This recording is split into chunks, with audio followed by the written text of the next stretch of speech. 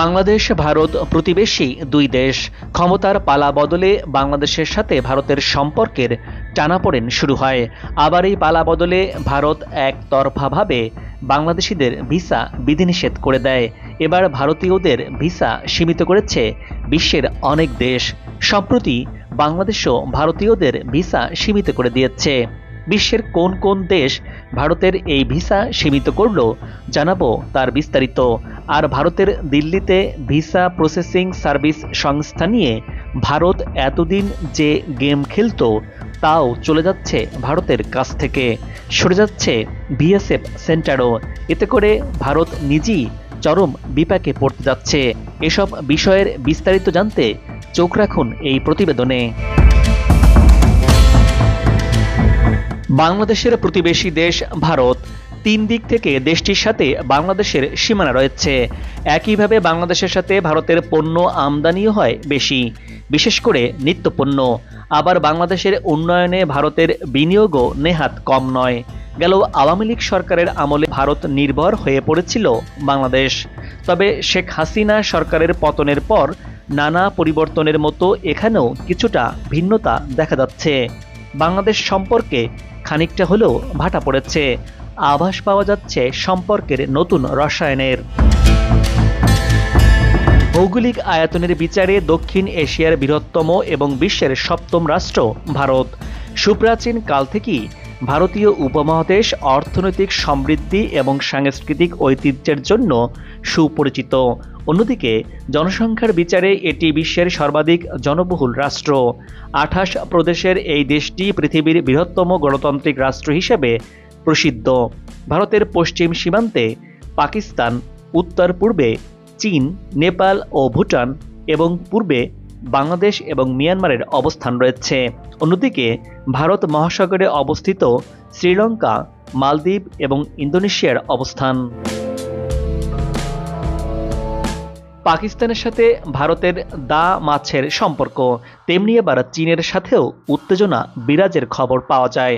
সম্প্রতি বাংলাদেশের সাথে ভারতের সম্পর্ক নিয়ে উত্তেজনা বিরাজ করছে। অথচ প্রতিবেশীরা সবার আগে এই নীতির ভিত্তিতে সাধারণত প্রতিবেশী দেশের সঙ্গে সম্পর্ক হয়ে থাকে। কিছু ব্যতিক্রম ছাড়া প্রায় সারা পৃথিবীতেই এই নীতি মোটামুটি মেনে চলে। বাংলাদেশকে আষ্টে পিষ্টে জড়িয়ে থাকা বৃহৎ প্রতিবেশী ভারত প্রতিবেশী দেশটির সাথে বৈরিতা শুরু করেছে।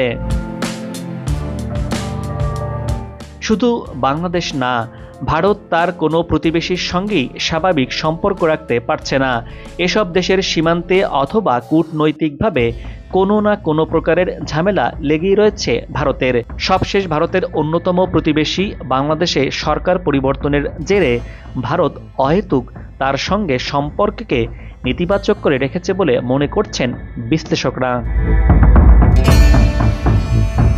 ভারতের তরফ থেকে বাংলাদেশিদের ভিসা সংখ্যা সীমিত করেছে, অন্যদিকে বাংলাদেশও ভারতীয়দের ভিসা সীমিত করেছে। এমন পরিস্থিতিতে এবার ভারতও আন্তর্জাতিক পরিমণ্ডল থেকে নেতিবাচক বার্তাই পেল। ভারতীয় নাগরিকদের জন্য ভিসা প্রদানের ক্ষেত্রে বেশ কিছু দেশের কঠোরতা দেখা যাচ্ছে। আর এটি কেবল একটি সাময়িক অসুবিধা নয়, বরং ভারতের বৈশ্বিক সফরকারীদের জন্য একটি বড় সংকট বলে মনে করছেন বিশেষজ্ঞরা। ভারতীয় পর্যটকদের ভিসা দেওয়া কমিয়ে দিয়েছে সংযুক্ত আরব আমিরাত। দেশটির নতুন আইনের কারণে ভারতীয়দের ভিসা পাওয়া কঠিন হয়ে গেছে বলে জানিয়েছে ভারতীয় গণমাধ্যম হিন্দুস্তান টাইমস। সংবাদ মাধ্যমটি জানিয়েছে, আগে ভারতীয়রা দুবাইয়ে যাওয়ার আবেদন করলেই ভিসা পেয়ে যেত, কিন্তু বর্তমানে অর্ধেকেরও বেশি আবেদনকারী ভিসা পাচ্ছেন না। ভারতকে দেয়া বিশেষ সুবিধা বাতিল করল সুইজারল্যান্ড। ভারতকে দেওয়া বিশেষ সুবিধা মোস্ট ফেভারেট নেশন বা MFN তকমা বাতিল করেছে ইউরোপের এই চিরসবুজ দেশটি। এই পদক্ষেপের ফলে দুই দেশের মধ্যে বাণিজ্য ও অর্থনৈতিক সম্পর্ক নতুন চ্যালেঞ্জের মুখে পড়তে পারে। বিশ্ব বাণিজ্য সংস্থার নিয়ম অনুযায়ী একটি দেশ যদি অন্য কোনো দেশকে MFN মর্যাদা দেয়, তাহলে সেই দেশের প্রতি শুল্ক ও বাণিজ্য নীতি সম্পর্কিত বিশেষ সুবিধা প্রদান করতে হয়। বিশ্লেষকরা বলছেন, এই পদক্ষেপ ভারতের পণ্য রপ্তানি ও দ্বিপাক্ষিক বিনিয়োগের ওপর প্রভাব ফেলতে পারে। এবার ভারতকে অসহযোগী দেশগুলোর তালিকায় অন্তর্ভুক্ত করেছে যুক্তরাষ্ট্রের অভিবাসন ও শুল্ক প্রয়োগ সংস্থা ICE। ভারত ছাড়াও Bhutan, Cuba, Iran, Pakistan, Russia এবং ভেনিজুয়েলাও এই তালিকায় রয়েছে। সংস্থাটি জানিয়েছে, এই দেশগুলো সাক্ষাৎকার গ্রহণ, সময়মতো ভ্রমণ নথি ইস্যু করা এবং নির্ধারিত ফ্লাইটে তাদের নাগরিকদের ফেরত নিতে প্রয়োজনীয় সহযোগিতা প্রদান করতে ব্যর্থ হয়েছে। ICEর তালিকা অনুযায়ী যুক্তরাষ্ট্র থেকে 14,50,000 অবৈধ অভিবাসীকে বিতাড়িত করার পরিকল্পনা রয়েছে। এদের মধ্যে 18,000 ভারতীয় অভিবাসী রয়েছে। সাম্প্রতিক বছরগুলোতে প্রায় 90,000 ভারতীয়কে যুক্তরাষ্ট্রে অবৈধভাবে প্রবেশের চেষ্টাকালে আটক করা হয়েছে। যদিও অনেক ভারতীয় অভিবাসী যুক্তরাষ্ট্রে তাদের অবস্থান বৈধ করার চেষ্টা করছেন, তবে এই প্রক্রিয়া 2-3 বছর পর্যন্ত হতে পারে। যুক্তরাষ্ট্রের নবনির্বাচিত প্রেসিডেন্ট ডোনাল্ড ট্রাম্প আগামী 1 মাসের মধ্যে দায়িত্ব নিতে যাচ্ছেন। ট্রাম্প তার নির্বাচনী প্রচারণায় অভিবাসন নীতি কঠোর করার অঙ্গীকার করেছিলেন। তিনি যুক্তরাষ্ট্রের ইতিহাসে বৃহত্তম প্রত্যাপন প্রক্রিয়া পরিচালনার পরিকল্পনা করেছেন। ফলে চূড়ান্ত আদেশপ্রাপ্ত হাজার হাজার ভারতীয় অভিবাসীকেও ফেরত পাঠানো হতে পারে। যুক্তরাষ্ট্রের এই পদক্ষেপ ভারত মার্কিন কূটনৈতিক সম্পর্ককেও চ্যালেঞ্জ তৈরি করতে পারে বলে মনে করেন বিশেষজ্ঞরা। কানাডার সাথেও বর্তমানে ভারতের সম্পর্ক ভালো যাচ্ছে না। দুর্দেশ হলেও বর্তমানে ভারত কানাডার সাথে বৈরিতা চলছে। এমন দ্বন্দ্বের মাঝে কানাডা সরকার ভারতীয়দের ভিসা দেয়া কমিয়ে দিয়েছে, যার কারণে বিপাকে পড়েছে ভারতীয়রা, বিশেষ করে শিক্ষার্থী আর ব্যবসায়ীরা। এই ভিসা সমস্যার প্রভাব ভারতীয় অর্থনীতির উপরও পড়ছে। ভিসা বন্ধের ফলে ভারতীয় ব্যবসায়ীরা আন্তর্জাতিক বাজারে প্রবেশ করতে পারছেন না। এতে ব্যবসায়ীদের ক্ষতি হচ্ছে, যা সাধারণ মানুষের উপর বিরূপ প্রভাব ফেলছে। এদিকে ভারত বাংলাদেশিদের জন্য ভিসা সীমিত করায় অনেক শিক্ষার্থী দিল্লি গিয়ে ইউরোপের ভিসা নিতে পারছেন না। ফলে তাদের শিক্ষা জীবন নিয়ে অনিশ্চয়তা তৈরি হয়েছে। ইউরোপের বিশ্ববিদ্যালয়গুলো বাংলাদেশের শিক্ষার্থী পাচ্ছে না। এক হিসাবে দেখা গেছে, গেল 3 মাসে 30,000 শিক্ষার্থীর ইউরোপে যাওয়ার বিষয়টি অনিশ্চয়তায় পড়েছে। এমন পরিস্থিতিতে অন্তর্বর্তী সরকার প্রধান ডক্টর ইউনূসের অনুরোধে ঢাকা থেকে ইউরোপের 8 দেশে ভিসা দেওয়ার ব্যবস্থা করা হয়েছে। বহুজাতিক ভিসা প্রসেসিং সার্ভিস সংস্থা VFS গ্লোবালের মাধ্যমে Belgium, Finland, Iceland, Latvia, Luxembourg, Netherlands, Poland, Slovenia, Sweden ও শেনজেন ভিসা আবেদনের জন্য একটি অ্যাপয়েন্টমেন্ট সিস্টেম চালু করেছে। এর ফলে এই 8 দেশের ভিসার জন্য বাংলাদেশিদের আর ভারতে যেতে হবে না, ঢাকা থেকেই ভিসা করা যাবে।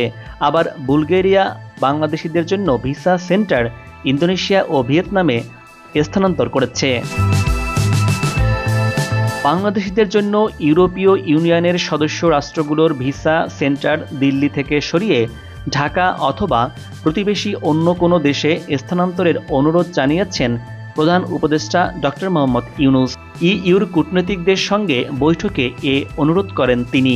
এ সময় তিনি বাংলাদেশ সম্পর্কে ব্যাপক আকারে অপতথ্য ছড়ানো হচ্ছে বলে উল্লেখ করেন। এই মিস ইনফরমেশন ঠেকাতে ইউর সহযোগিতা চান তিনি। সংস্কার প্রক্রিয়ায় প্রধান উপদেষ্টাকে পূর্ণ সমর্থন জানিয়েছে ইউর প্রতিনিধিরা। এমন সমর্থনে বিশেষজ্ঞরা বলছেন, ভারতে আর VSF সেন্টার থাকছে না। বাংলাদেশে যেহেতু 8টি দেশের ভিসা চালু হয়েছে, বাকিগুলো চালু হতে পারে। ঢাকা দিল্লির সম্পর্কের টানাপোড়েনের মধ্যে নতুন বার্তা দিল ডক্টর মোহাম্মদ ইউনূস। ইউরোপের 8 দেশে যাওয়ার জন্য আর দিল্লিতে যেতে হবে না বাংলাদেশিদের। এতে করে অর্থনৈতিকভাবে ব্যাপক ক্ষতির মুখে পড়ছে ভারত। আবার ভারত থেকে বিএসএফ বা ভিসা সেন্টার সরে গেলে আরও বড় ক্ষতি হবে ভারতের। অন্যদিকে আন্তর্জাতিকভাবেও দেশটির অবস্থান নড়বড়ে হয়ে পড়বে বলে মনে করছেন অনেক আন্তর্জাতিক সম্পর্ক বিশ্লেষক। বিশ্লেষকরা বলছেন, বাংলাদেশের সাথে লড়তে এসে নিচে খাদের কিনারে চলে যাচ্ছে ভারত। ভারত থেকে ভিসা সেন্টার সরানোর খবরে মাথা খারাপ হয়েছে ভারতের। বলা যেতে পারে পা কাঁপতে শুরু করেছে বাংলাদেশের প্রতিবেশী ভারতের। দর্শক, এবার বিদায় নিচ্ছি। আগামীতে আবারও দেখা হবে নতুন কোনো জায়গা, তথ্য আর ইতিহাস চিত্র নিয়ে। আপনার পছন্দের কোনো ভিডিও চিত্র দেখতে চাইলে কমেন্টস বক্সে লিখে জানান। ভিডিওটি ভালো লাগলে চ্যানেলটি সাবস্ক্রাইব করে লাইক দিয়ে শেয়ার করুন। ভালো থাকুন, নিরাপদে থাকুন এবং সাথেই থাকুন।